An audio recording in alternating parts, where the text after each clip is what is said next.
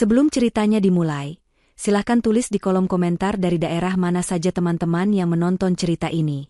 Jangan lupa like dan subscribe agar channel ini bisa semakin berkembang dan bisa mempersembahkan cerita yang lebih menarik lagi. Udara di rumah itu terasa berat, seolah ikut berkabung. Padahal sudah 3 hari berlalu sejak jenazah Ibu Sari, ibu mertuaku, dikebumikan. Namun sisa-sisa wangi bunga melati dan kamper dari tahlilan semalam masih samar-samar menempel di tirai-tirai tebal yang menjuntai menutupi jendela. Sinar matahari pukul 10 pagi yang seharusnya cerah, terpaksa menyusup malu-malu, menciptakan garis-garis cahaya redup di atas lantai marmer yang dingin. Ruang keluarga yang biasanya hangat dengan celoteh Ibu Sari kini terasa begitu luas, sunyi, dan asing.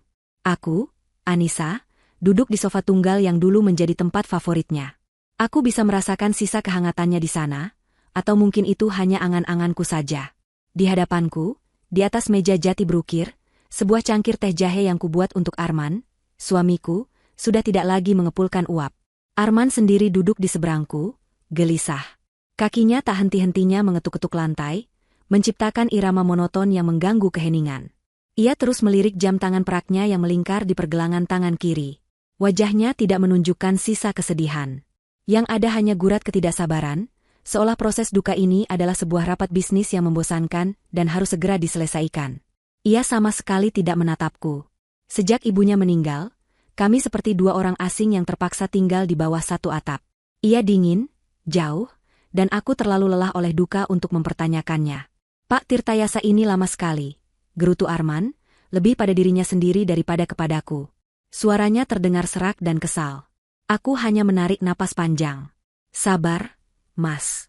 Mungkin di jalan macet, jawabku pelan, mencoba menjaga kedamaian yang rapuh di antara kami. Aku merapikan ujung gamis hitamku yang sedikit kusut. Rasanya sudah berhari-hari aku mengenakan pakaian berwarna gelap, dan hatiku pun terasa ikut gelap. Kehilangan Ibu Sari adalah pukulan telak bagiku. Beliau bukan sekadar ibu mertua, tapi juga sahabat, tempatku mengadu, dan satu-satunya orang di rumah ini yang membuatku merasa benar-benar diterima.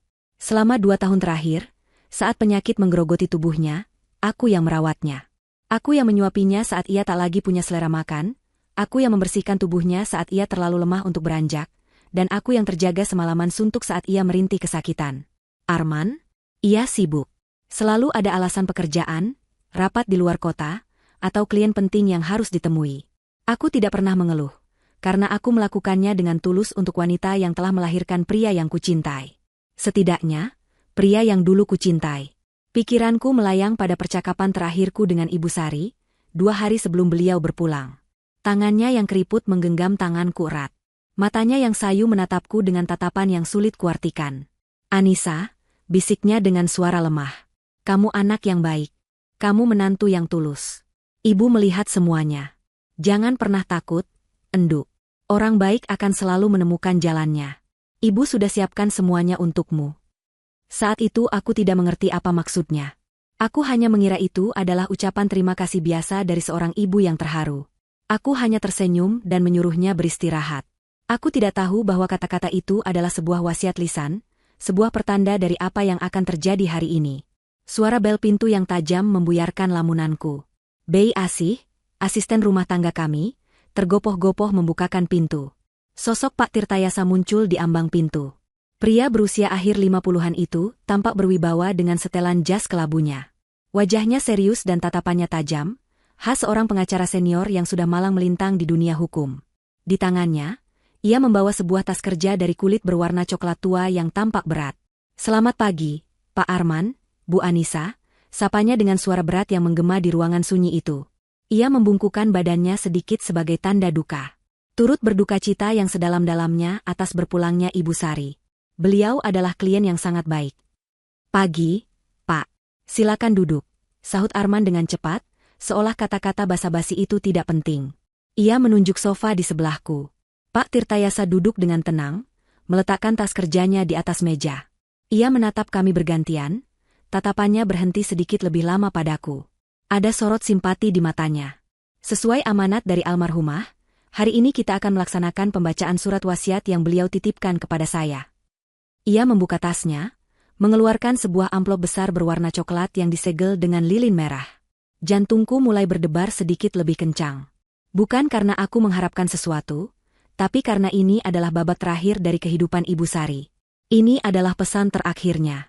Aku hanya ingin semua ini selesai, agar aku bisa benar-benar berduka dengan tenang. Di sisi lain, Arman justru mencondongkan tubuhnya ke depan. Matanya yang tadinya kuyu karena bosan, kini berbinar penuh antisipasi. Aku tahu apa yang ada di kepalanya. Perusahaan ayahnya yang dikelola Ibu Sari, rumah megah ini, tanah-tanah di beberapa lokasi strategis. Arman adalah anak tunggal, pewaris satu-satunya. Tentu saja ia merasa semua itu akan jatuh ke tangannya. Pak Tirtayasa mematahkan segel lilin itu dengan hati-hati. Ia mengeluarkan beberapa lembar kertas tebal dan mulai merapikannya. Ruangan itu kembali hening. Hanya suara kertas yang dibolak-balik dan napas Arman yang terdengar berat. Aku menundukkan kepala, memilin-milin jemariku di pangkuan. Aku berdoa dalam hati, semoga apapun isinya, wasiat ini tidak akan menimbulkan pertengkaran. Aku hanya ingin kedamaian. Tepat saat Pak Tirtayasa berdeham, bersiap untuk membacakan kalimat pertama, suara pintu utama yang dibanting terbuka mengagetkan kami semua. Suaranya begitu keras, seperti ledakan kecil yang memecahkan keheningan sakral di ruangan itu. Kami bertiga serentak menoleh ke arah sumber suara. Di sana, di ambang pintu yang terbuka lebar, Arman berdiri. Tapi bukan Arman suamiku yang duduk di hadapanku. Aku salah. Maksudku, Arman suamiku sudah ada di sana. Tapi ia tidak sendiri. Di sampingnya berdiri seorang wanita yang tidak kukenal. Wanita itu lebih muda dariku, dengan riasan wajah yang tebal dan gaun merah ketat yang sama sekali tidak pantas untuk suasana duka. Ia menatap sekeliling dengan angkuh, seolah sedang memeriksa properti barunya.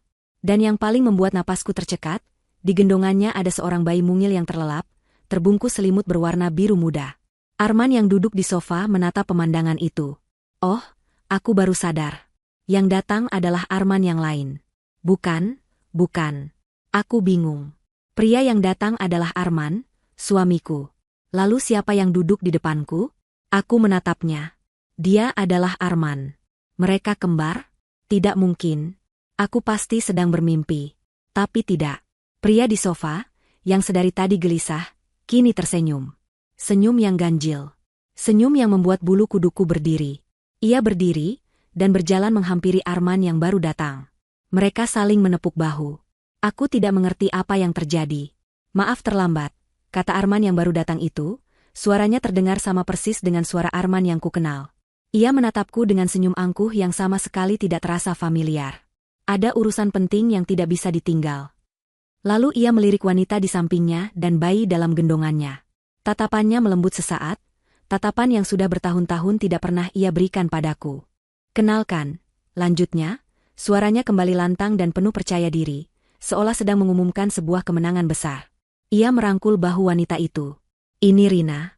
Dan ini, ia berhenti sejenak, menatap lurus ke mataku, menikmati setiap detik kehancuranku. Penerus keluarga. Anakku. Dunia di sekelilingku seakan berhenti berputar. Suara-suara di ruangan itu mendadak hilang, tergantikan oleh dengungan nyaring di telingaku. Anakku. Kata-kata itu menusuk jantungku seperti ribuan jarum es. Kami sudah bertahun-tahun menikah, dan salah satu kesedihan terbesarku adalah belum bisa memberinya keturunan. Dan sekarang, ia berdiri di sini, di rumah duka ibunya, membawa seorang wanita lain dan bayi mereka, mengumumkannya seolah itu adalah sebuah prestasi. Di hadapanku, di hadapan pengacara ibunya. Aku menatapnya, mencari sisa-sisa pria yang pernah kuucap janji setia di hadapan Tuhan. Tapi yang kutemukan hanyalah orang asing dengan wajah yang sama. Dan saat itu aku sadar, awan kelabu yang menyelimuti rumah ini bukan hanya karena duka kehilangan, tapi juga karena badai pengkhianatan yang baru saja datang untuk menghancurkan hidupku. Hantaman itu tidak terasa fisik, tapi dampaknya jauh lebih merusak. Rasanya seperti sebuah palu godam tak terlihat telah menghantam dadaku, memecahkan tulang rusukku dan meremukkan jantungku hingga menjadi serpihan-serpihan kecil. Napasku tercekat di tenggorokan. Udara yang tadinya terasa berat, kini terasa hampa, seolah paru-paruku menolak untuk berfungsi. Pandanganku mengabur, bukan karena air mata, tapi karena gelombang kejut yang begitu dahsyat. Satu-satunya yang bisa kulihat dengan jelas adalah pemandangan di depanku. Arman, suamiku, berdiri dengan bangga di samping wanita bernama Rina itu, yang menggendong bayi hasil dari perselingkuhan mereka. Waktu seakan berjalan melambat. Aku bisa melihat senyum mengejek di bibir Rina. Ia menatapku dari atas ke bawah, tatapan matanya seolah berkata, "Aku menang. Kamu kalah." Gaun merahnya yang menyala tampak seperti api yang siap membakar sisa-sisa kebahagiaanku. Bayi dalam dekapannya menggeliat pelan. Makhluk mungil tak berdosa itu menjadi bukti nyata, bukti hidup dari pengkhianatan yang selama ini terjadi di belakangku. Selama aku sibuk merawat ibunya yang sakit, selama aku berdoa setiap malam untuk kesembuhannya, suamiku ternyata sedang membangun kehidupan lain dengan wanita lain. Apa? Hanya satu kata itu yang berhasil keluar dari bibirku yang bergetar. Suaraku terdengar seperti bisikan parau, nyaris tak terdengar. Arman mendengus pelan, seolah pertanyaanku adalah hal yang paling bodoh di dunia. Sudah jelas, kan, Anissa? Aku tidak perlu menjelaskannya lagi. Ia berjalan mendekat, melangkahi kehancuranku dengan santai. Rina mengikutinya seperti bayangan, duduk di sofa panjang seolah ia adalah nyonya rumah yang baru. Mereka duduk berdampingan, sebuah potret keluarga yang sempurna dan menyakitkan. Kenapa? Mas, kenapa kamu melakukan ini? Tanyaku lagi, kali ini sedikit lebih kuat. Aku butuh penjelasan.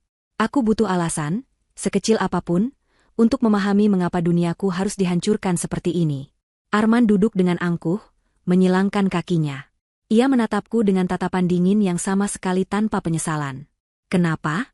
Harusnya kamu bertanya pada dirimu sendiri, Anissa. Bertahun-tahun kita menikah, apa yang sudah kamu berikan padaku? Keluarga ini butuh penerus. Perusahaan butuh pewaris. Dan kamu tidak bisa memberikannya. Setiap kata yang keluar dari mulutnya adalah belati baru yang ia tancapkan ke lukaku.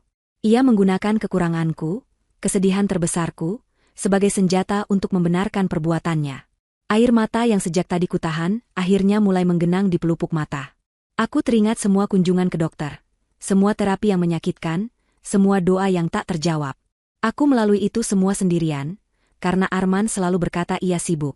Ternyata, ia sibuk mencari solusi dengan caranya sendiri. Jadi, selama ini, suaraku bergetar hebat. Selama aku merawat ibu, kamu? Aku tidak sanggup menyelesaikan kalimat itu. Rasanya terlalu kotor untuk diucapkan. Ibu butuh kamu saat itu. Jawabnya enteng, seolah itu adalah pembagian tugas yang adil. Dan aku butuh Rina. Aku butuh masa depan. Sudahlah, jangan dibuat drama. Lebih baik kamu tahu sekarang daripada nanti. Anggap saja ini meringankan bebanmu. Meringankan bebanku? Pria ini benar-benar sudah kehilangan akal sehatnya. Ia baru saja menjatuhkan bom atom di tengah hidupku dan berkata itu untuk meringankan bebanku. Rina, yang sedari tadi diam, akhirnya angkat bicara. Suaranya terdengar manis namun penuh racun. Sudah saatnya Mbak Anissa sadar diri, katanya sambil mengelus-elus punggung bayinya. Posisi seorang ratu itu tidak selamanya. Kalau tidak bisa memberikan pangeran, ya harus siap digantikan. Cukup. Aku tidak tahan lagi. Rasa sakit di dadaku kini mulai bercampur dengan amarah yang membara. Amarah pada Arman yang begitu kejam. Amarah pada wanita ini yang begitu tidak tahu malu. Amarah pada diriku sendiri yang begitu bodoh dan buta selama ini. Aku mengepalkan tanganku erat-erat, kuku-kukuku menancap di telapak tangan, mencoba menyalurkan gejolak emosi yang mengancam akan meledak. Di tengah suasana yang begitu tegang, sosok Pak Tirtayasa yang nyaris kulupakan, tiba-tiba berdeham keras. Suaranya yang berat dan tegas berhasil memecah drama keluarga yang menjijikan ini. Ia menatap Arman dan Rina dengan tatapan tidak suka, tatapan seorang profesional yang terganggu oleh perilaku tidak beradab. Maaf, Tuan Arman, Nona, Rina, kata Pak Tirtayasa, nadanya terdengar formal dan dingin. Saya turut prihatin dengan masalah pribadi Anda. Namun, kita berkumpul di sini untuk satu tujuan yang mulia, yaitu melaksanakan amanat terakhir dari almarhumah Ibu Sari. Saya harap kita semua bisa menghormati itu. Arman tampak sedikit terkejut dengan ketegasan Pak Tirtayasa, namun dengan cepat ia kembali memasang wajah arogannya. Tentu saja, Pak. Justru karena itu kami di sini. Anak ini, ia menunjuk bayi di dekapan Rina, adalah cucu kandung Ibu Sari. Pewaris sah. Jadi, cepat bacakan saja wasiatnya, agar kami bisa segera mengurus masa depannya. Permintaannya yang tidak tahu malu itu membuat darahku mendidih. Ia membawa anak haramnya ke pembacaan wasiat, dan dengan percaya diri mengklaim hak waris untuknya. Aku menatap Pak Tirtayasa, berharap ia akan mengusir mereka. Namun, pengacara itu tetap tenang. Ia hanya merapikan kembali kertas-kertas di tangannya, wajahnya tidak menunjukkan emosi apapun. Apakah hukum memang sebuta ini? Apakah kesetiaan dan pengorbananku tidak ada artinya sama sekali? Pak Tirtayasa mengangkat pandangannya. Ia tidak melihat ke arahku, juga tidak ke arah Arman. Ia menatap lurus ke sebuah titik kosong di dinding di belakang kami, seolah sedang berbicara dengan arwah Ibu Sari. Baiklah, katanya dengan suara yang mantap. Mari kita mulai. Ia mengambil lembar pertama. Aku sudah tidak peduli lagi isinya. Harta? Rumah? Perusahaan? Semua itu terasa tidak ada nilainya dibandingkan dengan kehormatan dan harga diriku yang baru saja diinjak-injak. Aku hanya ingin semua ini berakhir. Aku ingin lari dari ruangan ini, lari dari kenyataan pahit ini. Pak Tirtayasa kembali menatap kami satu persatu. Ia menatap Arman dan Rina yang duduk dengan angkuh, lalu tatapannya beralih padaku yang duduk hancur berkeping-keping. Ada kilat aneh di matanya, kilat yang tidak bisa kubaca. Lalu, ia mengucapkan kalimat yang menggantung di udara, penuh dengan makna tersembunyi. Kalimat yang menjadi jeda sebelum badai yang sesungguhnya datang. Tapi saya sarankan, katanya pelan, namun setiap katanya terdengar begitu jelas dan tajam, Anda semua mendengarkan baik-baik. Ia berhenti sejenak, lalu matanya menatap lurus dan menusuk ke arah Arman dan Rina. Karena wasiat Ibu Sari, sangat spesifik. Kata-kata Pak Tirtayasa yang tegas dan penuh arti itu menggantung di udara, menciptakan lapisan ketegangan baru di atas kekacauan yang sudah ada. Namun, anehnya, pikiranku tidak lagi terfokus pada ancaman di masa depan. Aku tidak sanggup. Otakku, dalam upaya putus asa untuk melindungi diri dari rasa sakit yang tak tertanggungkan, justru menarikku mundur. Mundur ke masa lalu, ke saat-saat terakhir yang kuhabiskan bersama satu-satunya orang di rumah ini yang memberiku kehangatan, Ibu Sari. Pemicunya sederhana. Pandanganku tanpa sengaja jatuh pada sebuah selendang batik berwarna sogan yang tersampir di sandaran sofa favorit ibu. Selendang itu masih di sana, seolah sang pemilik baru saja meletakkannya dan akan kembali sebentar lagi. Aroma minyak kayu putih yang samar, aroma khas ibu di hari-hari terakhirnya, seakan menguar dari kain itu dan menarikku ke dalam pusaran kenangan. 2 tahun lalu adalah awal dari segalanya. Hari itu langit Jakarta berwarna kelabu, sama kelabunya dengan wajah dokter yang membacakan hasil pemeriksaan Ibu Sari. Diabetes kronis yang berkomplikasi pada ginjal dan jantung. Vonis itu terdengar seperti hukuman mati yang ditunda. Aku ingat dengan jelas bagaimana Arman bereaksi. Ia hanya menghela napas, menyandarkan punggungnya di kursi ruang tunggu rumah sakit yang tidak nyaman, dan berkata, "Ya sudah, memang sudah umurnya. Nanti kita cari perawat saja di rumah." Tidak ada air mata, tidak ada kekhawatiran yang mendalam. Hanya sebuah respons praktis, seolah ibunya adalah aset yang mulai menurun fungsinya dan membutuhkan manajemen baru. Sementara aku merasakan hatiku mencelos.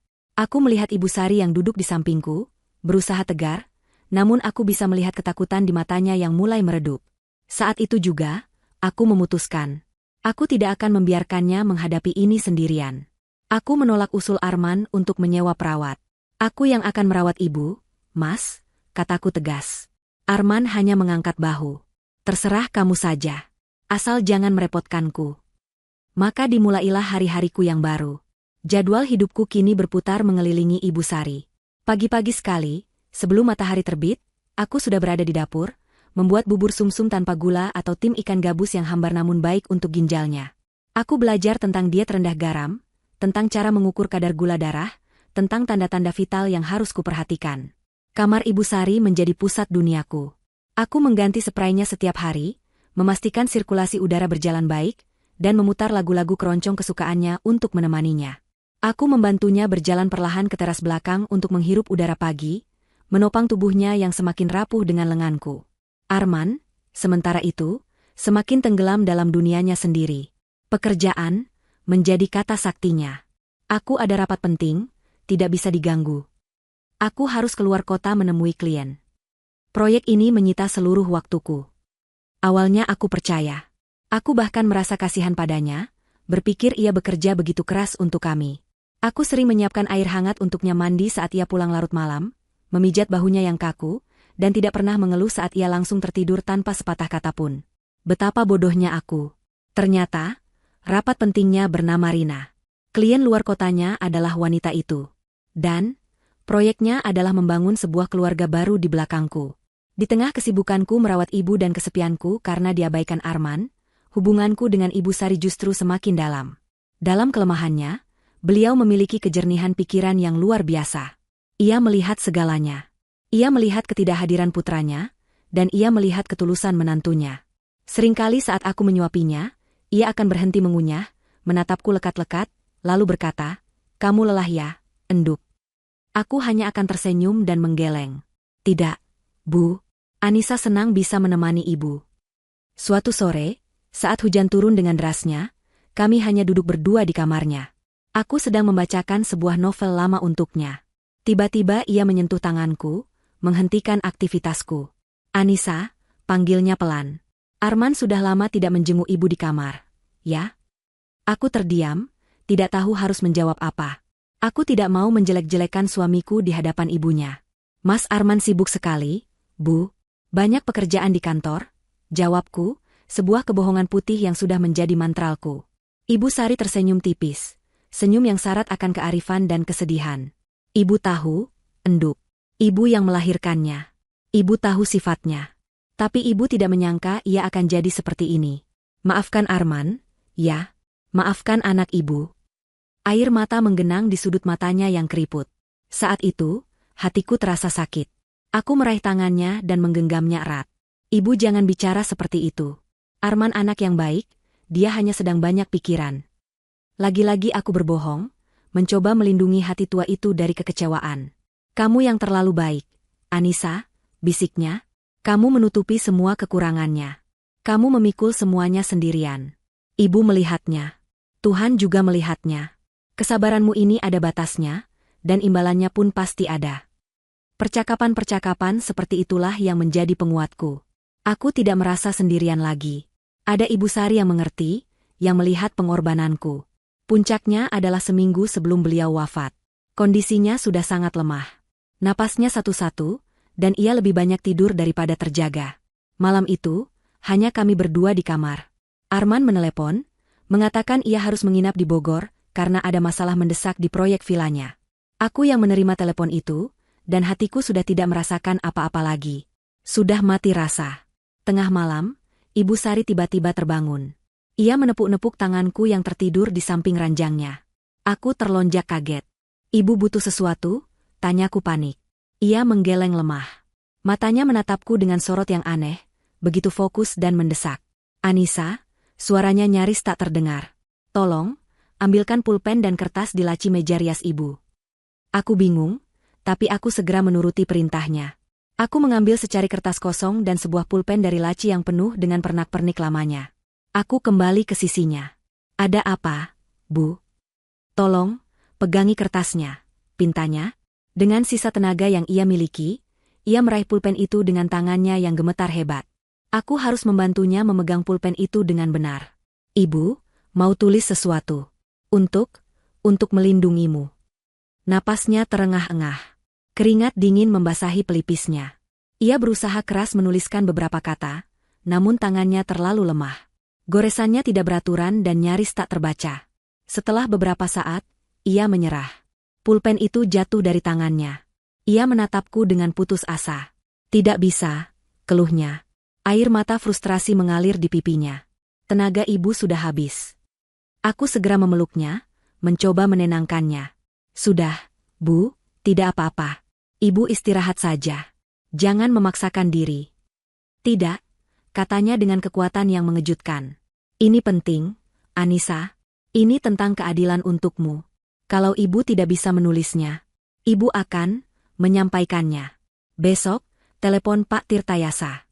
Suruh dia datang ke sini secepatnya. Bilang ibu mau merevisi wasiat. Ini darurat. Kamu mengerti?" Aku mengangguk cepat. Meskipun saat itu aku tidak sepenuhnya paham. Aku hanya ingin ia tenang. "Iya, Bu." Besok pagi Anissa langsung telepon Pak Tirtayasa. "Janji?" desaknya. "Janji, Bu." Setelah mendengar janjiku, tubuhnya melemas. Ia kembali memejamkan mata dan tertidur pulas. Itulah percakapan sadar terakhir kami. Keesokan harinya, aku menelepon Pak Tirtayasa, dan beliau datang sore harinya. Aku tidak diizinkan masuk ke kamar saat mereka berbicara. Entah apa yang mereka bicarakan berdua di dalam sana. Yang ku tahu, 2 hari setelah pertemuan itu, Ibu Sari menghembuskan napas terakhirnya dengan tenang dalam tidur. Kenangan itu, kenangan akan kegigihan Ibu Sari di detik-detik terakhirnya untuk memastikan keadilan untukku, tiba-tiba memberiku kekuatan. Aku mengangkat kepalaku. Air mata yang tadi mengancam akan tumpah, kini surut. Rasa sakit di hatiku belum hilang, tapi kini dilapisi oleh secercah rasa penasaran dan harapan. Aku menatap Pak Tirtayasa yang masih menunggu suasana tenang. Aku menatap Arman dan Rina yang tampak begitu yakin dengan kemenangan mereka. Dan untuk pertama kalinya sejak mereka masuk, aku tidak lagi merasa seperti korban yang pasrah. Aku adalah pemegang janji terakhir Ibu Sari. Dan aku akan melihat janji itu ditepati. Lamunanku tentang Ibu Sari pecah seketika saat suara berat Pak Tirtayasa kembali mengisi ruangan. Ia berdeham sekali lagi, sebuah isyarat bahwa pertunjukan akan segera dimulai, entah itu sebuah tragedi atau komedi, aku belum tahu. Aku menegakkan punggungku, mencoba mengumpulkan sisa-sisa diriku yang berserakan. Aku tidak boleh terlihat lemah. Tidak di depan mereka. Kita lanjutkan, kata Pak Tirtayasa, matanya menyapu kami semua sebelum akhirnya terpaku pada lembaran kertas di tangannya. Sesuai dengan prosedur, saya akan membacakan aset-aset pendukung terlebih dahulu sebelum masuk ke aset utama. Arman bersandar di sofa dengan tidak sabar, lengannya merangkul bahu Rina dengan posesif. Rina sendiri tampak seperti penonton di barisan depan sebuah pertunjukan besar, matanya berbinar penuh antisipasi. Mereka berdua terlihat begitu percaya diri, seolah hasil akhir dari semua ini sudah tertulis di bintang-bintang. Untuk keponakan almarhumah, Saudari Ratna Wulandari, Ibu Sari mewariskan seluruh koleksi perhiasan dan bros antiknya, sebagaimana terlampir dalam daftar inventaris.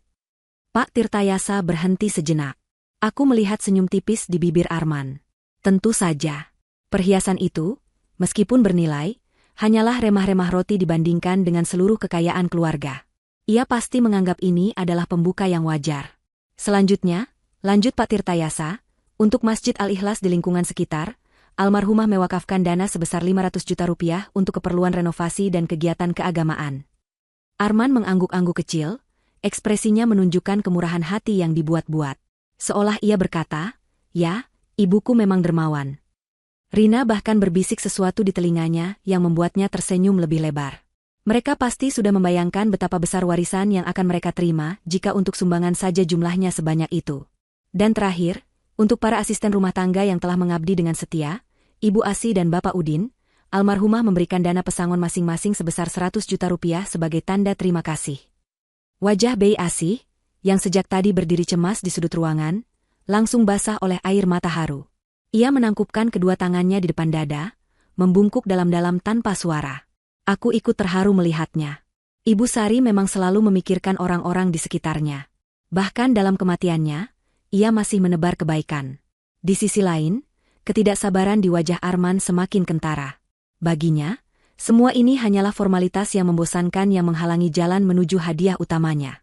Baiklah, suara Pak Tirtayasa berubah menjadi lebih berat dan resmi. Ia membalik kertasnya ke halaman berikutnya. Sekarang kita masuk ke dalam isi utama dari surat wasiat ini, yang menyangkut seluruh aset pokok milik almarhumah Ibu Sari binti Bapak Prawiro Diharjo. Seketika, seluruh perhatian di ruangan itu terpusat padanya. Bahkan aku, yang tadinya merasa mati rasa, kini merasakan jantungku berdebar kencang. Arman menegakkan duduknya, tubuhnya condong ke depan, matanya terpaku pada bibir Pak Tirtayasa, siap menelan setiap kata yang akan keluar. Pak Tirtayasa menyesuaikan letak kacamatanya. Ia mulai membaca dengan nada yang datar dan jelas, menyebutkan satu persatu pilar kekayaan keluarga. Aset-aset tersebut meliputi 1. Kepemilikan saham 100% atas nama almarhumah di PT Jaya Sentosa, perusahaan keluarga yang bergerak di bidang properti. 2. Tanah dan bangunan yang kita tempati saat ini, berlokasi di Jalan Cempaka Putih nomor 7, seluas 1.500 meter persegi. 3. 2 unit ruko di kawasan bisnis Sudirman. 4. Sebidang tanah seluas 5 hektar di kawasan Puncak, Bogor. Dan 5. Seluruh portofolio investasi berupa saham, reksadana, dan deposito yang tersimpan di beberapa bank atas nama almarhumah. Setiap aset yang disebutkan membuat mata Arman semakin berbinar. Rina bahkan tanpa sadar menggigit bibir bawahnya, imajinasinya pasti sudah terbang liar membayangkan kehidupan mewah yang menantinya. Bagi mereka, ini adalah pengumuman kemenangan. Pak Tirtayasa berhenti sejenak setelah menyebutkan aset terakhir. Ia menarik napas dalam-dalam, seolah sedang mempersiapkan diri untuk mengucapkan kalimat yang paling penting. Keheningan di ruangan itu begitu pekat, aku bisa mendengar detak jantungku sendiri bergemuruh di telinga. Atas seluruh aset utama yang telah saya sebutkan tadi, Pak Tirtayasa mengangkat kepalanya, menatap lurus ke depan. Almarhumah Ibu Sari, dalam keadaan sadar, sehat jasmani dan rohani, serta tanpa ada paksaan dari pihak manapun, telah memutuskan. Ia kembali berhenti, membiarkan ketegangan mencapai puncaknya. Arman mengepalkan tangannya di atas pangkuan, wajahnya tegang karena antisipasi. Dengan ini, diwariskan sepenuhnya. Inilah saatnya, batinku. Inilah saat namaku bahkan tidak akan disebut, saat aku akan resmi menjadi orang asing di rumahku sendiri. Kepada menantu saya satu-satunya, Anissa binti Bapak Abdullah. Hening. Untuk beberapa detik, ruangan itu terasa vakum. Tidak ada suara, tidak ada gerakan. Kata-kata itu seakan membeku di udara. Otakku berusaha keras mencerna apa yang baru saja kudengar. Namaku. Pak Tirtayasa menyebut namaku. Tidak mungkin. Aku pasti salah dengar. Ini pasti bagian dari mimpi buruk yang sedang kualami. Aku menatap Pak Tirtayasa dengan bingung, mencari koreksi atau penjelasan. Tapi wajahnya tetap datar dan serius. Lalu, keheningan itu pecah. Bukan oleh suaraku, tapi oleh suara Arman. Awalnya hanya sebuah dengusan tidak percaya. Lalu berubah menjadi suara tawa yang kering dan sumbang. Hah? Apa? Lucu sekali, Pak. Mungkin Bapak salah baca. Pak Tirtayasa menggeleng pelan. Saya tidak salah baca, Tuan Arman. Tertulis dengan sangat jelas di sini. Wajah Arman berubah. Tawa sinisnya hilang, digantikan oleh ekspresi tidak percaya yang kemudian dengan cepat berubah menjadi merah padam karena amarah. Rina di sebelahnya tampak sama terkejutnya. Mulutnya sedikit terbuka, riasan di wajahnya tidak mampu menutupi kepucatan kulitnya. Tidak mungkin. Arman melompat berdiri, tangannya menggebrak meja kopi di depannya dengan keras. Cangkir tehnya yang sudah dingin sampai bergetar dan isinya tumpah, menciptakan noda gelap di atas kayu jati. Ini gila. Pasti ada kesalahan. Ibu saya tidak mungkin melakukan ini. Saya anak kandungnya. Saya pewaris satu-satunya. Teriakannya menggema di ruangan, penuh dengan kemarahan, kesombongan yang terluka, dan hak yang merasa dirampas. Ia menatapku dengan mata melotot, seolah aku adalah seorang penipu yang telah merebut apa yang menjadi miliknya. Aku sendiri masih terlalu syok untuk bereaksi. Tubuhku terasa lemas, kepalaku pening. Semua ini tidak masuk akal. Di tengah ledakan amarah Arman, Pak Tirtayasa tetap duduk tenang di kursinya. Ia seolah tidak terpengaruh sama sekali. Ia menunggu sampai teriakan Arman mereda, hanya menyisakan napasnya yang terengah-engah. Kemudian, dengan ketenangan yang menakutkan, ia menatap Arman. Mohon tenang, Tuan Arman, katanya dengan suara yang tetap terkendali. Ia mengangkat selembar kertas dari tumpukan wasiat itu. Seperti yang saya katakan tadi. Ia berhenti sejenak, membiarkan matanya mengunci tatapan marah Arman. Ini baru permulaan. Ada syarat dan ketentuan yang berlaku. Frasa, syarat dan ketentuan yang berlaku, yang diucapkan Pak Tirtayasa terdengar seperti gema di ruangan yang kembali senyap. Itu bukan lagi sekadar istilah hukum yang kering, melainkan sebuah pedang Damocles yang tergantung tepat di atas kepala Arman. Namun, suamiku, yang egonya telah terluka parah, tampaknya menolak untuk melihat ancaman itu. Ia justru mendengus. Sebuah suara yang syarat dengan cemoohan dan ketidakpercayaan. Kemarahan di wajahnya sedikit mereda, digantikan oleh ekspresi seseorang yang merasa sedang dipermainkan dalam sebuah lelucon yang tidak lucu. Syarat, ulangnya dengan nada sinis. Ia menyapukan pandangannya ke seluruh ruangan, seolah mencari dukungan atas absurditas ini. Jangan mengada-ada, Pak Tirtayasa. Wasiat macam apa yang menggunakan syarat dan ketentuan seperti sebuah undian berhadiah? Ini pasti tidak sah. Saya yakin 100%, ibu saya berada di bawah tekanan saat menulis ini. Atau jangan-jangan, matanya kini menyorot tajam ke arahku, penuh tuduhan, ada yang mempengaruhinya. Ada yang membisikkan racun ke telinganya saat beliau sedang sakit dan tidak bisa berpikir jernih. Tuduhan itu, yang begitu keji dan tidak berdasar, seharusnya menyakitiku. Tapi anehnya, aku tidak merasakan apa-apa. Aku sudah melewati badai emosi terbesar dalam hidupku beberapa menit yang lalu. Sekarang yang tersisa hanyalah kekosongan yang dingin, yang membuatku bisa melihat segalanya dengan lebih jelas. Aku melihat seorang pria yang panik, yang terpojok, dan seperti binatang buas yang terluka, ia mulai menyerang membabi buta ke segala arah. Aku hanya balas menatapnya, tanpa ekspresi, membiarkan keheninganku menjadi jawaban yang lebih keras daripada teriakan manapun. Pak Tirtayasa sama sekali tidak terintimidasi oleh ledakan emosi Arman. Ia justru memancarkan aura ketenangan yang superior, seperti seorang guru catur yang sudah mengantisipasi 5 langkah ke depan dari lawannya yang amatir. Ia membiarkan tuduhan Arman menggantung sesaat, membiarkan racun dari kata-kata itu menguap begitu saja tanpa mengenai target. Kemudian, ia berdeham pelan. "Tuan Arman," mulainya dengan suara yang sabar, namun tegas. "Saya bisa meyakinkan Anda bahwa pada saat Ibu Sari merevisi surat wasiat ini di hadapan saya dan 2 orang saksi lainnya, beliau berada dalam kondisi compos mentis. Beliau sepenuhnya sadar, mengerti akan setiap konsekuensi dari keputusannya, dan sama sekali tidak berada di bawah tekanan maupun pengaruh dari pihak manapun. Semuanya telah didokumentasikan sesuai prosedur hukum yang berlaku." Penjelasan yang tenang dan profesional itu seolah menjadi tamparan tak terlihat bagi Arman. Ia tidak bisa membantah. Tapi ia juga menolak untuk menerima. "Saya tidak percaya," desisnya. "Sekarang bacakan syarat konyol itu. Biar kita semua lihat betapa tidak masuk akalnya wasiat ini." Ia kembali duduk dengan kasar, menyilangkan lengannya di dada. Sebuah postur defensif dari seseorang yang tahu ia akan menghadapi sesuatu yang tidak menyenangkan. Rina di sampingnya tampak cemas. Tangannya tanpa sadar meremas gaun merahnya yang mahal. Pak Tirtayasa mengangguk perlahan, seolah berkata, "Sesuai keinginan Anda." Ia mengangkat kembali lembaran wasiat itu, tatapannya kini serius dan tanpa kompromi. Ia tidak lagi menatap kami, melainkan fokus sepenuhnya pada barisan kalimat di hadapannya, membacakannya kata demi kata dengan intonasi yang jelas dan tak terbantahkan, seolah sedang membacakan sebuah dekrit kerajaan. Dalam wasiat ini, suaranya menggema, almarhumah Ibu Sari menuliskan sebuah klausul khusus yang tidak dapat diganggu-gugat, yang menjadi landasan utama dan syarat mutlak dari seluruh pembagian aset yang telah disebutkan sebelumnya. Ia berhenti, memberikan jeda yang dramatis. Jantungku yang tadinya tenang, kini mulai berdetak lagi, lebih cepat dari sebelumnya. Inilah inti dari semua ini. Inilah pesan terakhir Ibu Sari. Klausul tersebut berbunyi sebagai berikut. Saat itu, sebuah gambaran melintas di benakku dengan begitu jelas. Gambaran Ibu Sari di ranjang kematiannya, dengan napas terengah-engah dan tangan gemetar, memaksakan sisa-sisa hidupnya untuk memastikan keadilan ini tertulis. Aku bisa merasakan kehadirannya di ruangan ini, duduk di sampingku, memberiku kekuatan. Pak Tirtayasa melanjutkan, "Saya, Sari binti Prawiro Diharjo, membuat keputusan ini sebagai bentuk penghargaan tertinggi saya kepada menantu saya, Anissa binti Abdullah, yang telah merawat saya dengan cinta dan ketulusan yang bahkan melebihi anak kandung saya sendiri. Namun, penghargaan ini terikat pada sebuah syarat yang menyangkut kehormatan dan martabat keluarga." Setiap kata terasa seperti anak tangga, membawaku naik menuju puncak kebenaran yang mengejutkan.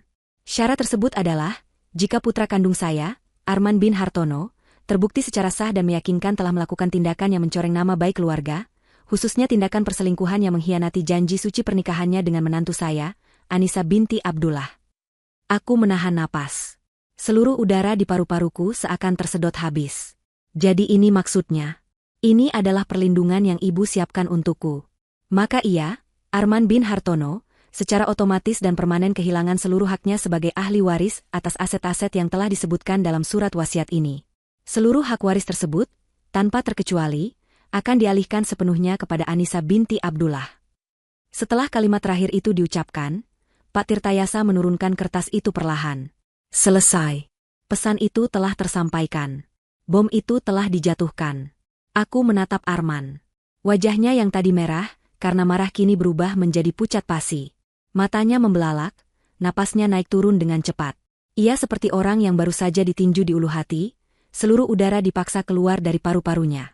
Ia membuka mulutnya, hendak mengatakan sesuatu, tapi tidak ada suara yang keluar. Untuk pertama kalinya, aku melihat suamiku yang angkuh itu benar-benar kehilangan kata-kata. Dan Rina. Wanita itu membeku di tempatnya. Senyum mengejek, tatapan angkuh, semua itu lenyap. Yang tersisa hanyalah kepanikan murni. Matanya melesat liar dari Arman ke Pak Tirtayasa, lalu ke arahku. Ia pasti sedang melihat masa depan impiannya.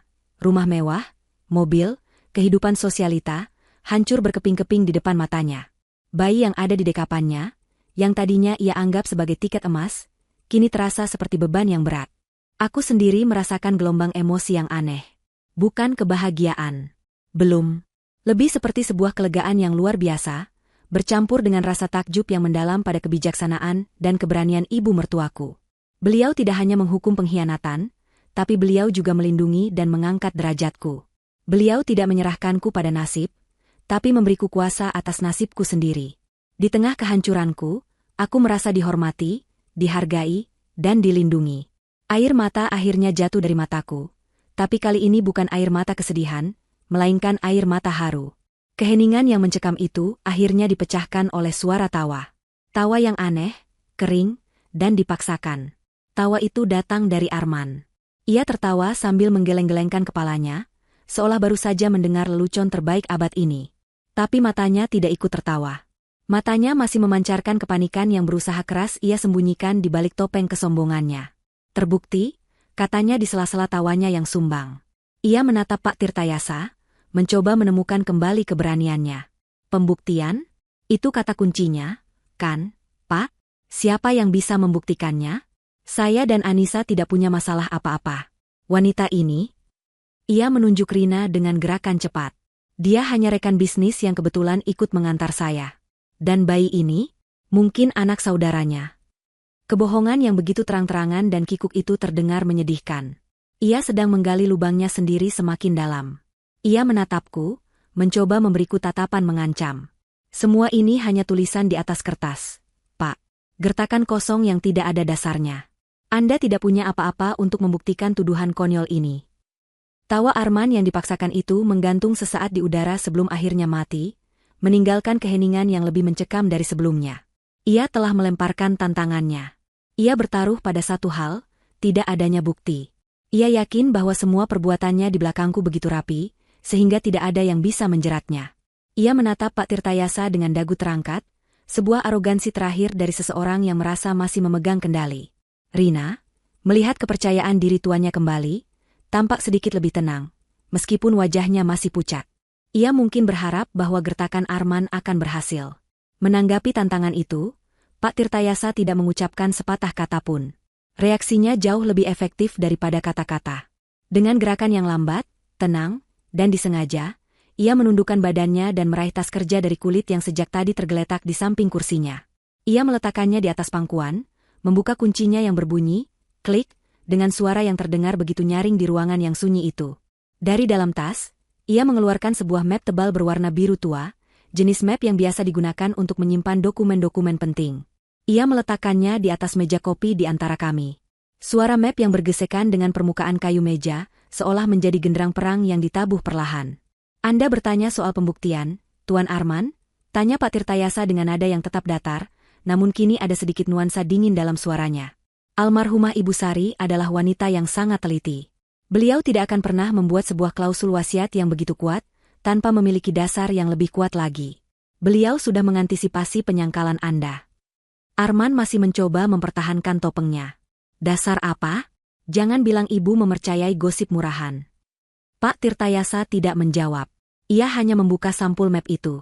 Lembar pertama yang ia keluarkan adalah selembar foto berukuran A4 yang dicetak di atas kertas glossy. Tanpa berkata apa-apa, ia mendorong foto itu di atas meja ke arah Arman. Foto itu menunjukkan pemandangan sebuah restoran mewah yang familiar. Aku tahu tempat itu. Arman pernah mengajakku ke sana sekali, untuk ulang tahun pernikahan kami yang ketiga. Di dalam foto, di salah satu meja di sudut ruangan yang romantis, duduklah Arman dan Rina. Mereka tidak tampak seperti rekan bisnis. Kepala mereka berdekatan, tertawa bersama. Tangan Arman terulur di atas meja, menggenggam erat tangan Rina. Itu adalah gestur yang intim, gestur yang sudah lama tidak pernah ia lakukan padaku. Wajah Arman membeku. Ia menatap foto itu seolah melihat hantu. Hanya makan malam biasa, gumamnya lemah, tapi suaranya tidak lagi seyakin tadi. Pak Tirtayasa seolah tidak mendengarnya. Ia mengeluarkan foto kedua, lalu ketiga, dan keempat, menyebarkannya di atas meja seperti seorang pemain kartu yang memamerkan kartu kemenangannya. Foto kedua, Arman dan Rina di lobi sebuah hotel di Bali. Arman merangkul pinggang Rina dengan posesif. Aku ingat perjalanan itu. Ia bilang itu adalah perjalanan bisnis mendadak selama 3 hari. Foto ketiga, mereka berdua berjalan bergandengan tangan di sebuah pantai saat matahari terbenam, siluet mereka tampak begitu mesra. Foto keempat, yang paling menyakitkan, adalah foto candid Rina yang sedang bersandar manja di dada Arman di balkon sebuah kamar, keduanya hanya mengenakan jubah mandi. Setiap foto adalah sebuah tusukan baru di jantungku. Tapi aku tidak menangis. Aku hanya menatap Arman, menyaksikan bagaimana setiap lembar bukti itu meruntuhkan pertahanannya, bata demi bata. Warna telah sepenuhnya hilang dari wajahnya. Ia tampak seperti terdakwa yang baru saja dihadapkan pada saksi mata kejahatannya. Ini rekayasa. Fitnah, desis Arman, tapi suaranya bergetar. Jika foto bisa direkayasa, kata Pak Tirtayasa dengan tenang, mungkin data perbankan lebih sulit untuk direkayasa. Ia mengeluarkan setumpuk kertas baru dari dalam map. Kali ini adalah salinan laporan rekening koran. Ia menunjuk beberapa baris yang sudah ditandai dengan stabilo kuning. Berikutnya, kami memiliki salinan transaksi dari rekening pribadi Anda, Tuan Arman, ke rekening atas nama Nona Rina Astuti.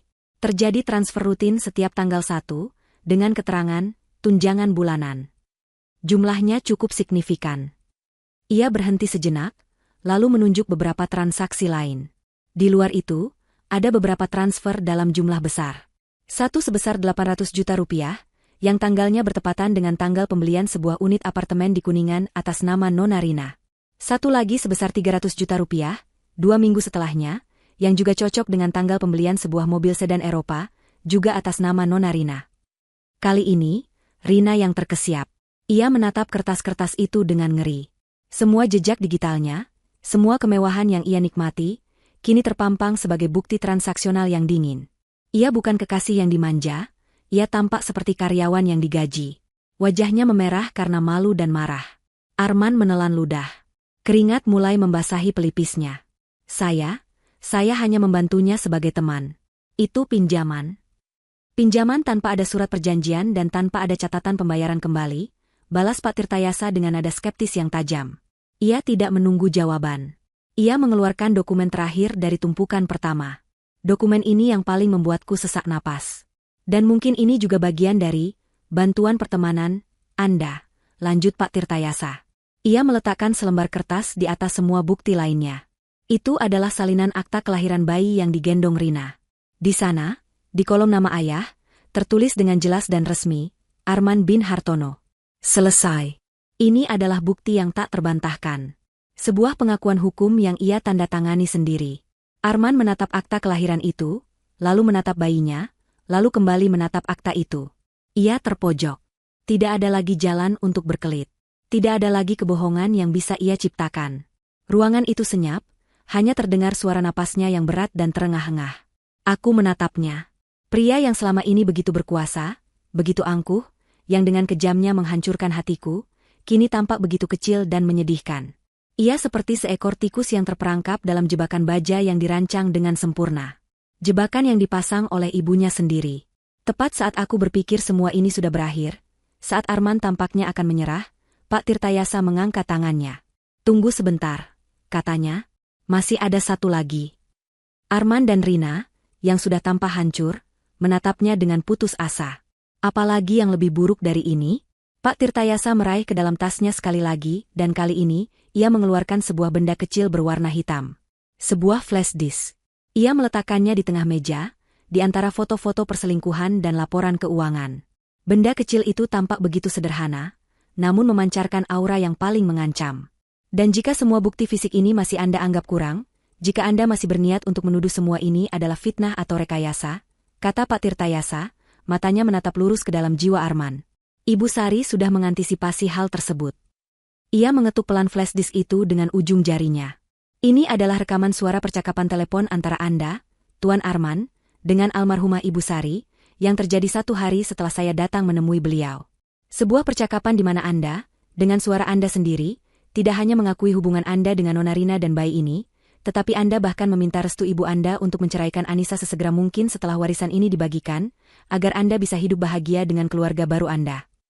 Flash disk hitam kecil itu tergeletak di tengah meja, di antara bukti-bukti pengkhianatan yang lain. Benda itu mungil, tidak mencolok, namun auranya terasa lebih berat dan lebih menghancurkan daripada tumpukan foto dan kertas manapun. Itu adalah senjata pamungkas, vonis akhir yang tidak memerlukan persidangan. Di dalamnya tersimpan suara Arman sendiri, mengakui semua kebusukannya, merencanakan kehancuranku dengan nada santai kepada ibunya sendiri. Itu adalah bukti yang tidak bisa ia bantah sebagai rekayasa atau fitnah. Itu adalah suaranya, kebenarannya, kejatuhannya. Arman menatap flash disk itu seolah benda itu adalah seekor ular berbisa yang siap mematuknya. Seluruh sisa-sisa perlawanan dan kesombongan di tubuhnya menguap seketika, seperti embun yang tersapu terik matahari. Bahunya yang tadi tegap kini merosot. Wajahnya yang pucat kini berubah menjadi keabu-abuan, warna kekalahan mutlak. Ia terhuyung mundur selangkah dan jatuh terduduk di sofa, bukan lagi dengan gerakan angkuh, melainkan seperti boneka tali yang benangnya diputus. Ia tidak lagi menatap siapapun, pandangannya kosong, tertuju pada lantai marmer yang dingin, melihat bayangan hidupnya yang hancur berkeping-keping. Pria yang beberapa saat lalu menggebrak meja dan berteriak tentang haknya, kini diam 1000 bahasa, dikalahkan oleh kebohongannya sendiri yang terekam dalam sebuah chip memori. Melihat tuannya telah tumbang, kepanikan Rina mencapai puncaknya. Topeng wanita simpanan yang anggun dan tenang luntur total, menampakkan wajah aslinya yang penuh ketakutan dan keserakahan. Ia sadar dalam sekejap bahwa kapal yang ia tumpangi telah menabrak gunung es dan sedang tenggelam dengan cepat. Ia tidak lagi peduli pada etika atau suasana duka. Ia mengguncang-guncang lengan Arman dengan kasar, suaranya yang tadi dibuat manis kini berubah menjadi pekikan tajam yang melengking. "Arman, kamu bilang apa? Katakan sesuatu," bentaknya. Bayi di dekapannya mulai terganggu dan merengek pelan. "Kamu bilang semuanya sudah aman. Kamu bilang ibumu akan menyerahkan semuanya padamu. Kamu bilang aku dan anak ini akan hidup enak. Pembohong. Kamu pembohong." Caci makinya tidak mendapat respons. Arman tetap diam, terlalu hancur untuk sekadar menanggapi. Melihat tidak ada harapan, Rina beralih dari menyalahkan menjadi memohon. Ia menatap Pak Tirtayasa dengan mata yang mulai berkaca-kaca, sebuah tangisan palsu yang dirancang untuk menimbulkan simpati. "Pak, pasti ada jalan lain, kan? Anak ini kan cucu kandungnya. Apa dia tidak punya hak sama sekali? Ini tidak adil," rengeknya. Pak Tirtayasa menatapnya dengan dingin, sama sekali tidak terpengaruh oleh sandiwaranya. "Nona Rina, wasiat almarhumah Ibu Sari sudah sangat jelas. Seluruh hak waris Tuan Arman gugur tanpa terkecuali. Status anak Anda, secara hukum waris dalam konteks surat wasiat ini, menjadi tidak relevan." Jawaban yang lugas dan kejam itu membungkam Rina. Ia akhirnya mengerti. Semuanya sudah berakhir. Impiannya menjadi nyonya besar di rumah ini telah musnah. Ia memeluk bayinya erat-erat, bukan dengan kasih sayang, tapi lebih seperti memeluk sisa-sisa investasinya yang gagal total. Di tengah kekacauan emosional itu, Pak Tirtayasa kembali mengarahkan perhatiannya. Kali ini, kepadaku. Wajahnya yang tadi tegas dan dingin kini sedikit melembut. Ada sorot simpati yang tulus di matanya. "Bu Anissa," panggilnya dengan suara yang lebih pelan. "Ada satu hal terakhir. Ini bukan bagian dari dokumen hukum, tapi sebuah pesan pribadi. Almarhumah menitipkannya pada saya, dan meminta saya untuk memberikannya langsung kepada Anda setelah semua isi wasiat terungkap." Ia merogoh bagian lain dari tas kerjanya, dan mengeluarkan sebuah amplop putih sederhana. Di bagian depannya, dengan tulisan tangan yang sedikit gemetar namun masih bisa dikenali dengan jelas sebagai tulisan tangan Ibu Sari, tertera namaku, "Untuk Anisaku, menantu kesayanganku." Pak Tirtayasa berdiri dan menyerahkan amplop itu kepadaku. Tanganku bergetar hebat saat menerimanya. Amplop ini terasa hangat di tanganku, seolah masih menyimpan sisa kehangatan dari tangan Ibu Sari. Aku menatap tulisan itu, dan hatiku terasa sesak. Ini adalah surat dari alam baka, pesan terakhir dari seorang ibu untukku. "Almarhumah berpesan agar Anda membacanya sekarang. Di sini," kata Pak Tirtayasa pelan. Aku mengangguk. Dengan jari-jari yang gemetar, aku membuka segel amplop itu dengan hati-hati. Aku mengeluarkan selembar kertas surat berwarna krem dan mulai membacanya. Awalnya aku berniat membacanya dalam hati, namun entah kenapa, sebuah dorongan kuat muncul dari dalam diriku untuk membacakannya dengan lantang. Aku ingin Arman dan wanita itu mendengar setiap kata terakhir dari ibu yang telah mereka kecewakan. Aku menarik napas dalam-dalam, mencoba menenangkan suaraku yang tercekat. "Anisaku, menantu kesayanganku," aku mulai membaca, suaraku sedikit bergetar. "Jika kamu membaca surat ini, itu artinya ibu sudah tidak ada lagi di sampingmu. Itu juga artinya, semua kebenaran yang menyakitkan telah terungkap. Maafkan ibu, Enduk. Maafkan ibu karena harus membuka luka di hatimu dengan cara seperti ini."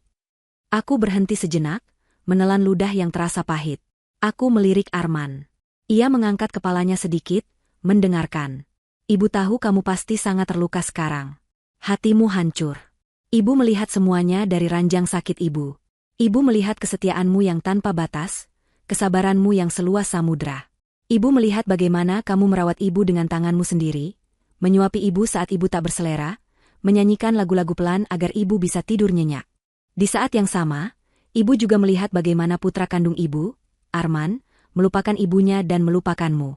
Ibu mendengar setiap teleponnya yang penuh bisik-bisik, melihat setiap kebohongannya saat ia pamit untuk bekerja. Suaraku mulai menguat, getarannya hilang, digantikan oleh emosi yang lain. Maafkan ibu, Anissa. Mungkin ibu gagal mendidiknya. Ibu memberinya segalanya secara materi, tapi ibu lupa mengajarkannya cara menghargai sebuah berlian yang sudah ada di dalam genggamannya.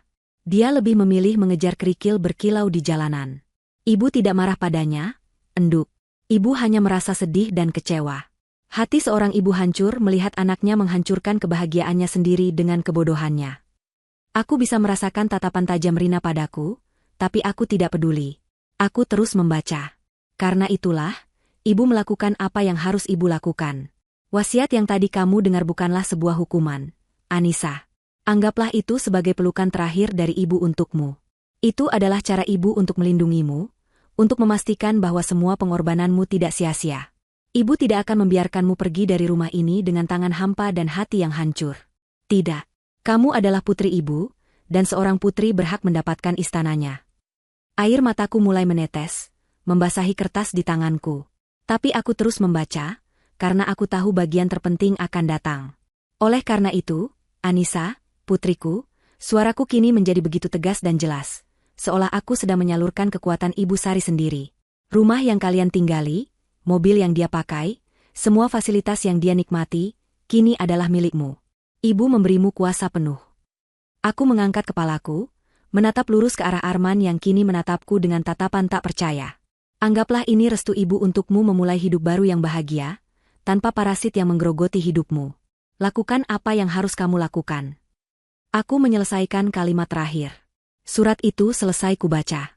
Kertas itu terasa berat di tanganku, bukan karena bebannya, tapi karena kekuatan yang terkandung di dalamnya. Itu bukan sekadar surat. Itu adalah sebuah mandat. Sebuah surat pembebasan. Sebuah restu untuk mengambil kembali hidupku. Aku melipat kertas itu perlahan, dengan tangan yang kini tidak lagi bergetar.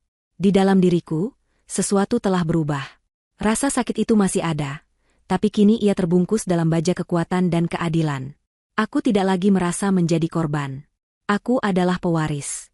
Bukan hanya harta, tapi juga kehendak kuat seorang wanita luar biasa. Keheningan yang menyusul setelah aku selesai membaca surat itu berbeda dari keheningan-keheningan sebelumnya. Ini bukan keheningan yang tegang karena antisipasi, atau keheningan yang canggung karena syok. Ini adalah keheningan yang berat, yang padat, di mana setiap orang di ruangan itu memahami bahwa sebuah babak baru telah dimulai. Kekuasaan telah berpindah tangan. Surat dari Ibu Sari bukan hanya untaian kata-kata sentimental, itu adalah penyerahan tongkat komando. Semua mata tertuju padaku, menunggu reaksiku, menunggu langkahku selanjutnya. Arman menatapku dengan campuran antara ketakutan dan sisa-sisa harapan yang menyedihkan, mungkin berharap aku akan berbelas kasihan. Rina menatapku dengan kebencian yang tak terselubung, melihatku sebagai perusak mimpinya. Pak Tirtayasa menatapku dengan sorot mata yang profesional namun penuh dukungan. Dan aku hanya berdiri di sana sejenak, membiarkan setiap kata dari surat Ibu Sari meresap ke dalam tulang sumsumku. Lakukan apa yang harus kamu lakukan. Mandat itu bergema di kepalaku. Kekuatan yang diberikannya terasa nyata, mengalir melalui pembuluh darahku, meluruskan tulang punggungku yang selama ini bungkuk karena menanggung beban kesabaran. Lalu, sesuatu yang tak terduga terjadi. Sebuah suara keluar dari bibirku. Awalnya hanya sebuah getaran kecil, seperti tawa yang ditahan. Lalu getaran itu tumbuh menjadi sebuah kekahan pelan. Dan sebelum aku bisa menghentikannya, kekahan itu meledak menjadi tawa yang lepas dan penuh. Aku tertawa. Di tengah ruang duka, di hadapan suamiku yang berkhianat dan selingkuhannya, di depan tumpukan bukti kehancuran rumah tanggaku, aku justru tertawa terbahak-bahak. Tawaku bukanlah tawa histeris orang gila. Bukan juga tawa sinis penuh kebencian. Ini adalah tawa pembebasan. Tawa katarsis. Tawa seorang tahanan yang baru saja mendengar bahwa gerbang penjaranya terbuka lebar, dan ia bebas untuk pergi. Setiap gelak tawa yang keluar dari mulutku seolah mengusir bertahun-tahun rasa sakit yang terpendam, semua malam-malam sepi yang kuhabiskan sendirian, semua air mata yang kutelan diam-diam, semua harapan naif yang kupegang erat-erat. Aku menertawakan kebodohanku sendiri, karena telah begitu buta. Aku menertawakan ironi nasib yang begitu pahit sekaligus begitu adil. Aku menertawakan wajah Arman dan Rina yang kebingungan, yang menatapku seolah aku sudah kehilangan akal sehat. Mereka tidak akan pernah mengerti. Bagi mereka, dunia berputar pada uang dan kekuasaan. Mereka tidak bisa memahami bahwa tawaku adalah tawa kemenangan jiwa, bukan kemenangan materi. Saat aku tertawa, aku merasa beban seberat gunung terangkat dari pundakku. Pengkhianatan Arman memang menyakitkan, tapi surat Ibu Sari telah mengubah racun itu menjadi obat. Ia tidak hanya memberiku harta, ia memberiku sesuatu yang jauh lebih berharga. Validasi, pembenaran, dan kekuatan untuk memegang kendali.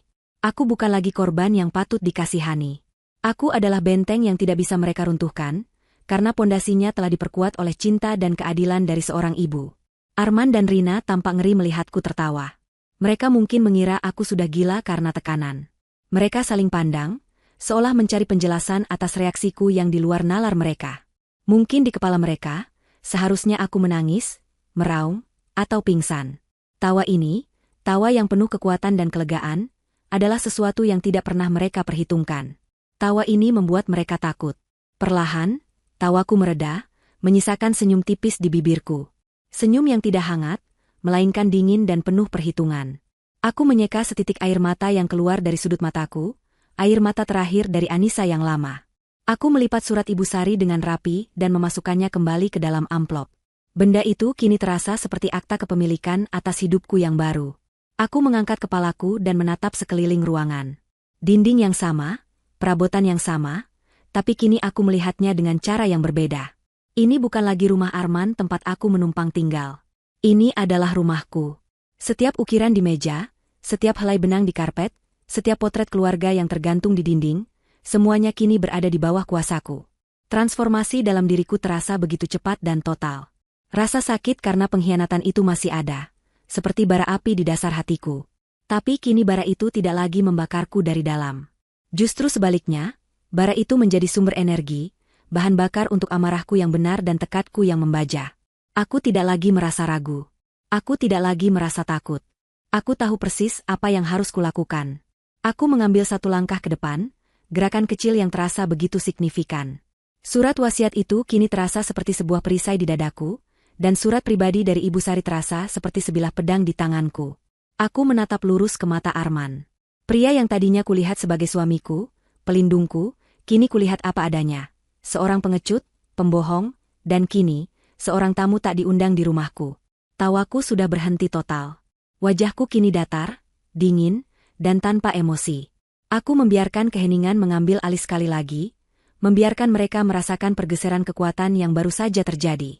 Aku ingin mereka merasakan dengan jelas bahwa Anissa yang sabar, Anissa yang penurut, Anissa yang selalu memaafkan, telah mati beberapa menit yang lalu.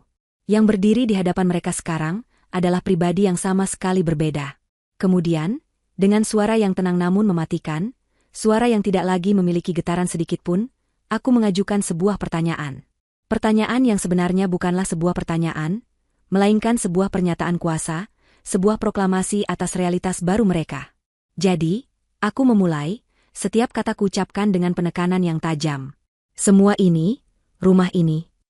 Aku berhenti sejenak, menyapukan pandanganku ke seluruh ruangan sebelum kembali mengunci tatapanku pada Arman. Sekarang milikku?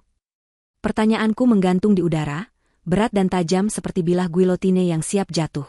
Semua ini, rumah ini, sekarang milikku? Itu bukanlah sebuah pertanyaan yang mencari jawaban, melainkan sebuah penegasan fakta, sebuah deklarasi kedaulatan yang baru saja kudapatkan. Ruangan itu terasa menyusut, dan semua orang serta benda di dalamnya seolah menjadi properti di atas papan monopoli, dan aku, kini pemegang kendali permainan.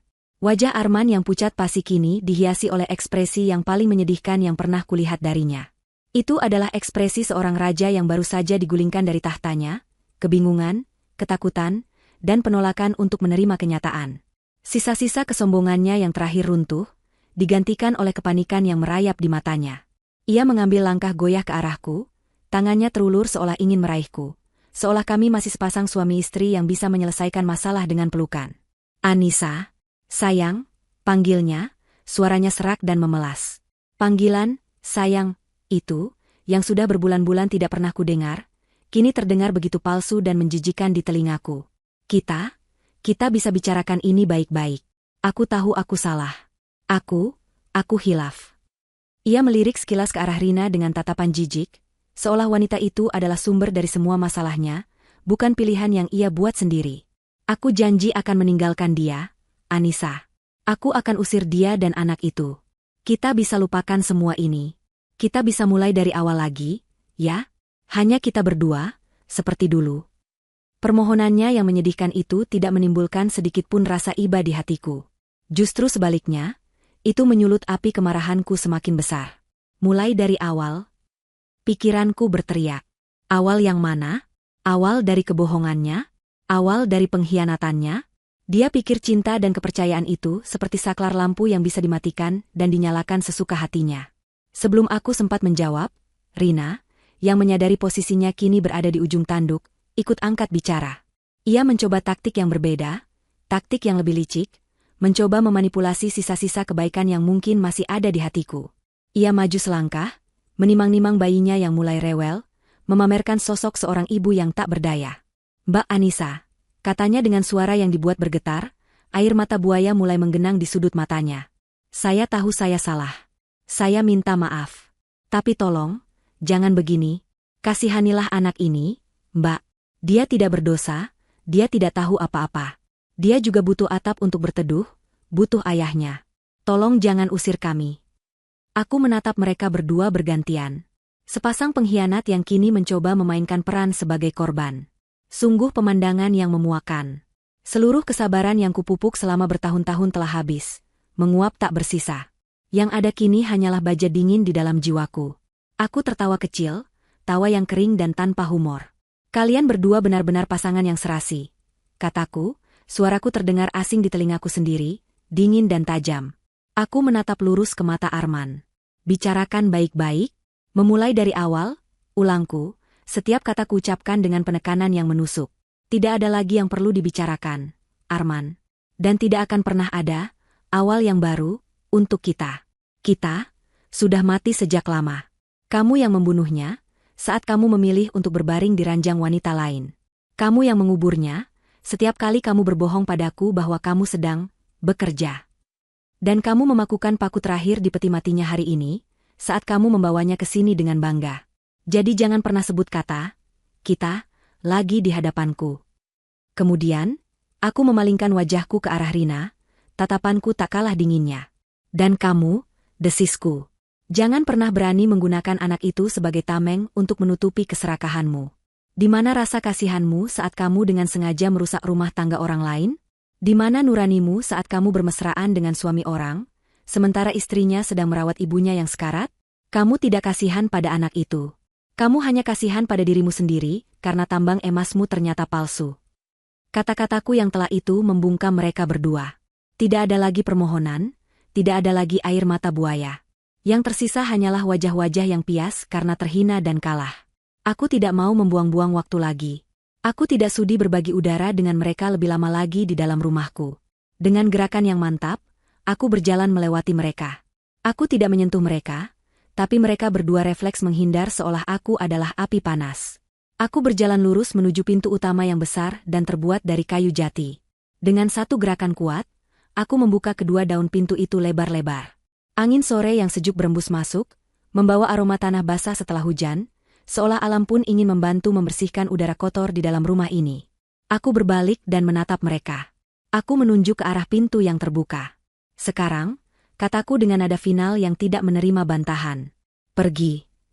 Mereka masih membeku, terpaku di tempat, seolah kaki mereka terpaku di lantai.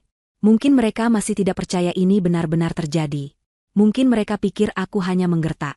Melihat keraguan mereka, kesabaranku yang terakhir pun habis. Aku menaikkan suaraku, bukan lagi suara yang tenang dan dingin, melainkan sebuah teriakan penuh kuasa yang menggema di seluruh ruangan, memantul dari dinding-dinding tinggi rumah yang kini menjadi milikku. Pergi. Suaraku yang keras akhirnya menyentak mereka. Arman tersentak kaget. Rina sedikit terlonjak. Bawa semua barangmu yang menempel di badanmu dan wanita ularmu itu. Lanjutku, menunjuk mereka dengan jariku. Pakaian yang kamu kenakan itu dibeli dengan uang ibuku. Jam tangan di pergelangan tanganmu itu warisan ayahmu yang kini menjadi bagian dari asetku. Lepaskan semuanya jika perlu, aku tidak peduli. Pergi dari sini dan jangan pernah kembali. Kamu butuh harta, kan? Mintalah harta padanya. Aku melirik Rina dengan jijik. Lihat saja apa yang bisa dia berikan padamu sekarang. Mereka masih berdiri di sana, ragu-ragu, terhina, tapi belum juga bergerak. Mereka seperti sampah yang menolak untuk disapu keluar. Baik, mereka butuh dorongan terakhir. Aku meraih ponselku dari saku gamis. Dengan jari yang mantap, aku membuka layarnya. Kalian pikir aku main-main? Kataku dengan suara yang kini kembali rendah dan berbahaya. Aku hitung sampai 3. Jika dalam hitungan ketiga, kalian berdua belum melangkah keluar dari pintu itu, aku tidak akan memanggil satpam. Itu terlalu merepotkan. Aku akan langsung menelepon polisi dan melaporkan kalian berdua sebagai penyusup yang mencoba melakukan perampokan di properti pribadi milikku. Mengingat ada pengacara sebagai saksi, aku yakin mereka akan datang dengan cepat. Aku menatap mereka lekat-lekat, membiarkan ancaman itu meresap. 1. Ancaman polisi akhirnya berhasil. Itu adalah pukulan terakhir yang meruntuhkan sisa-sisa harga diri mereka. Wajah Arman berubah dari pias menjadi panik. Rina, dengan mata terbelalak ngeri, langsung menarik lengan Arman dengan kasar, menyuruhnya bergerak. 2. Mereka akhirnya bergerak. Tergopoh-gopoh, tersandung kaki mereka sendiri, mereka berjalan menuju pintu keluar seperti 2 ekor anjing yang diusir. Arman bahkan tidak berani menatapku lagi. Ia hanya menundukkan kepalanya dalam-dalam, menelan rasa malu yang luar biasa. Rina berjalan di depannya, sambil berusaha menenangkan bayinya yang kini menangis kencang, seolah ikut merasakan kepanikan ibunya. Suara pintu yang terbanting menutup dan kunci yang diputar seolah menjadi penanda akhir sebuah era dalam hidupku. Di balik pintu itu, aku meninggalkan masa laluku yang penuh luka dan kebohongan.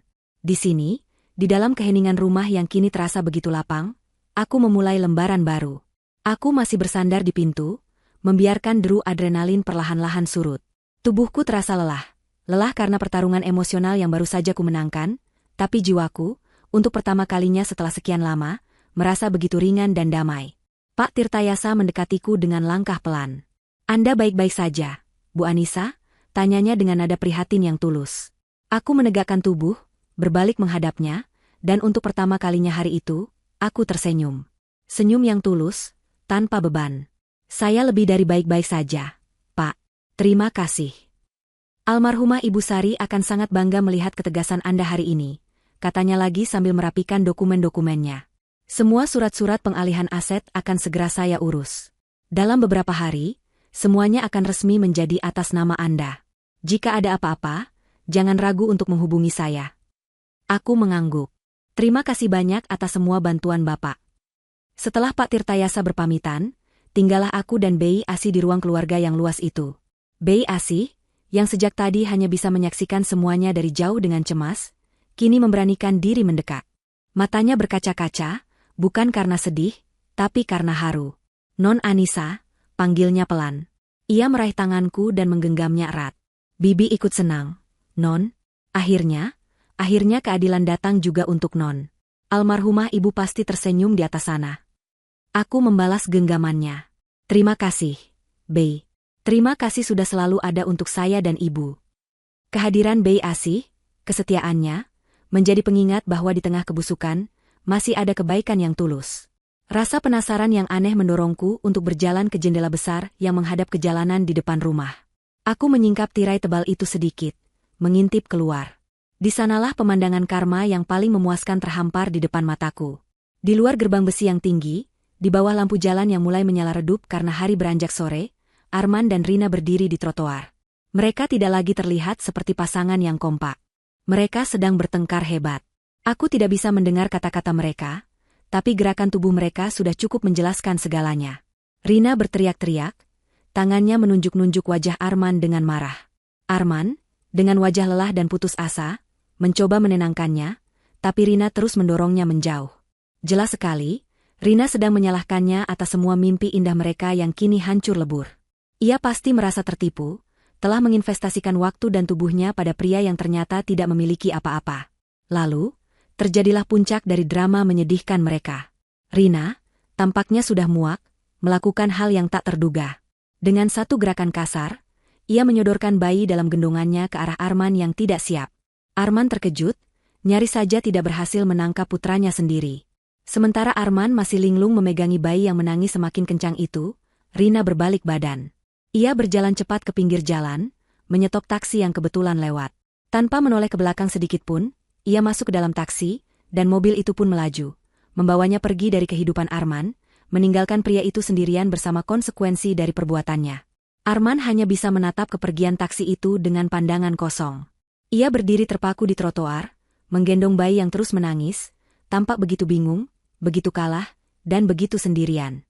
Pria yang tadi pagi masih menjadi calon pewaris tunggal sebuah kekayaan besar, kini hanyalah seorang pengangguran, seorang ayah tunggal tanpa rumah, tanpa uang, dan ditinggalkan oleh wanita yang menjadi sebab kehancurannya. Keadilan terkadang datang bukan dalam bentuk hukuman penjara, melainkan dalam bentuk kenyataan pahit yang harus ditelan bulat-bulat. Aku menarik tirai hingga tertutup. Cukup. Aku tidak perlu melihatnya lagi. Pemandangan itu tidak memberiku rasa senang yang jahat, melainkan sebuah rasa penutupan yang tegas. Bab tentang Arman dalam hidupku telah benar-benar berakhir. Aku berbalik dari jendela dan menatap ke dalam rumahku. Rumah ini terasa berbeda. Tidak ada lagi aura berat dari kesedihan atau ketegangan. Yang ada hanyalah kedamaian dan ketenangan. Aku berjalan perlahan, menyusuri setiap sudut ruangan. Jariku menyentuh permukaan meja yang mengilap, sandaran sofa yang empuk, dan bingkai-bingkai foto di dinding. Foto pernikahanku dengan Arman masih ada di sana. Tanpa ragu, aku mengambil foto itu, membukanya, mengeluarkan kertas fotonya, merobeknya menjadi dua, dan membuangnya ke tempat sampah. Langkahku membawaku ke depan sebuah potret besar yang tergantung di dinding utama. Potret almarhumah Ibu Sari. Ia tersenyum begitu anggun dalam lukisan itu, matanya seolah menatapku dengan penuh kehangatan dan kebanggaan. Aku mengulurkan tanganku,